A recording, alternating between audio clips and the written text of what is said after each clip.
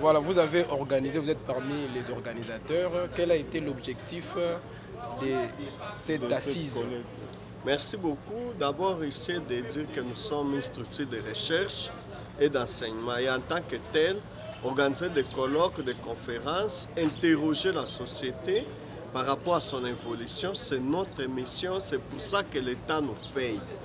Et aujourd'hui, c'est l'Observatoire de la gouvernance, un laboratoire de recherche bi-appartenant, INIKIN, UPGI, qui a organisé ce colloque autour de l'intelligence artificielle.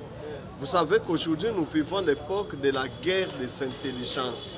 Nous sommes dans la période qu'on appelle la post-modernité, où les machines ont obtenu des algorithmes tellement avancés à tel enseigne que certaines machines sont capables de réfléchir, de raisonner. Bien sûr, les machines n'ont pas encore atteint l'âme pour pouvoir avoir des passions, des sentiments. Alors, ce genre de pratique qui se vérifie dans tous les domaines. Le domaine de la santé, le professeur Antoine Chimpi l'a montré, le domaine de la recherche scientifique, le domaine de la sécurité d'État, le domaine de la fraude, parce qu'il y a maintenant de nouveaux canaux de fraude, notamment en contexte électoral, mais la question de l'intelligence artificielle pose également des angoisses majeures quant à l'avenir de l'humanité. Et voilà, toutes ces questions devraient être interrogées, questionnées. Vous avez vu que grâce à l'intelligence artificielle, il est capable de faire une thèse de doctorat en moins de 10 minutes. Une thèse de doctorat, mais une telle thèse de doctorat, à partir des algorithmes, risque de conduire également des pratiques de plagiat et de contrefaçon multiformes. Voilà, l'ensemble de ces questions devrait être interrogées, questionnées. La qualité des intervenants était de haut niveau, la qualité des débats de haut niveau également. Les résolutions sont sorties et heureusement pour nous, nous avons eu le bureau de la représentante du chef de l'État auprès de l'Organisation internationale de la francophonie et qui nous a parlé du symposium sur l'intelligence artificielle l'année prochaine. Et vous avez vu aujourd'hui à ce colloque, nous avons eu au moins 6 universités. L'UPGI bien sûr, l'université de Kinshasa, l'université Simon Kimbangu, l'université Bell Campus, l'université Révérend Kim. Et donc ça montre combien les chercheurs, les étudiants d'ici et d'ailleurs sont intéressés à ces questions. Et chaque technologie et chaque invention possède des avantages et des désavantages. Et il faut voir que la technologie de l'intelligence artificielle s'inscrit en fait dans une continuité. Était arrivée une période où l'écriture a été inventée. Avant l'écriture, tout était dans la culture orale. Et l'écriture est arrivée, on disait de quelqu'un qu'il est lettré lorsqu'il savait lire et écrire.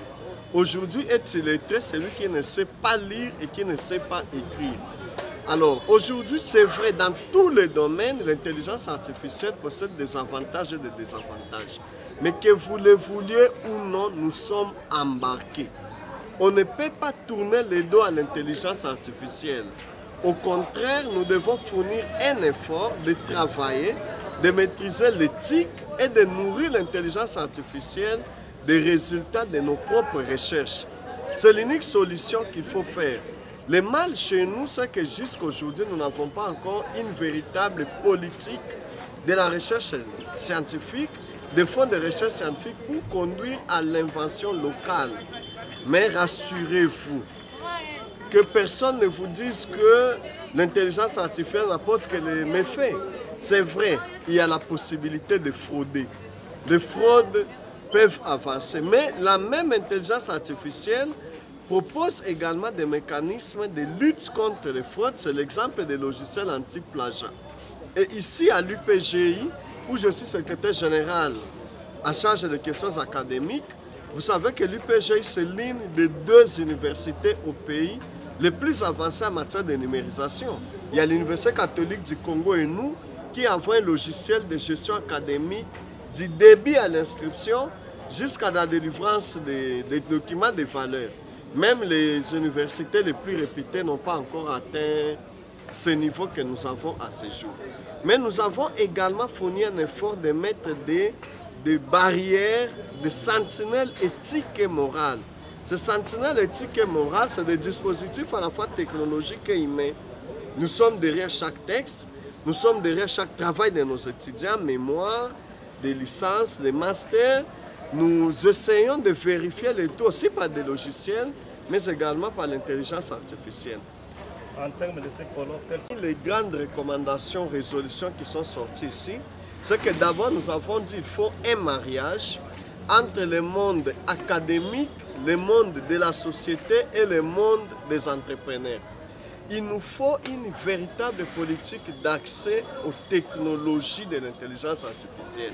Et nous ne pouvons y parvenir que lorsque la politique, voilà pourquoi nous saluons la présence du conseiller du chef de l'État, le monde scientifique et la société, c'est-à-dire le monde industriel. Deuxième recommandation majeure que nous avons pu ressortir ici, c'est qu'il faudrait que notre système d'enseignement puisse facilement se marier vers les intelligences artificielles. Nous devons fournir un effort. Le ministre Moïndo Nzangi a apporté la question des réformes, de la numérisation, là où il fallait le faire. Mais le problème majeur que nous avons chez nous, c'est un problème d'hommes. Vous voyez, pour des universités, hier, encore avant hier, il y a eu la publication des classements d'un plus grand ranking au monde. Aucune université congolaise n'est classée. L'université de Kinshasa, qui était déjà sur la très bonne voie, a disparu de ce ranking. Voyez-vous des décisions politiques qui peuvent conduire les universités à disparaître. Donc il nous faut valoriser l'homme. Troisième type de recommandation majeure que nous avons ici, c'était de dire qu'il faut valoriser les idées, les initiatives locales. Nous n'avons pas à gober tout ce qui est nourri dans la technologie ailleurs. Il faudrait que nous-mêmes, par nos chercheurs, dans notre culture, dans notre langage, par rapport à nos intérêts, nous puissions nous retrouver aussi à la première ligne d'attaque. Et la conférence du professeur Moussao, par rapport aux enjeux sécuritaires, a été très enrichissante par rapport à cette question-là. Donc, il s'agit ici d'une question de vie et de mort par rapport à l'homme de demain. L'homme de demain et la société de demain seront des sociétés intelligentes, des hommes augmentés, des hommes améliorés. Et si notre système éducatif se met en retard, malheureusement, nous serons engloutis, nous serons dominés. Il a aussi été montré que accroître les disparités entre une catégorie de personnes les plus intelligentes et une catégorie de personnes les délaissées de la société. D'où il a été demandé ici que la question de l'intelligence artificielle ou de l'accès aux technologies de l'information et de la communication soit portée au rang des droits humains. Nous avons les droits de l'homme, la liberté de parler, la liberté d'expression, des mouvements. Il faut que l'accès aux technologies de l'information et de la communication soit aussi considéré comme un droit humain. Chaque homme doit y accéder, libéraliser l'Internet ou rendre l'Internet accessible facilement à tout le monde. C'est des éléments majeurs pour l'avenir de la société de nos enfants. Merci. Merci.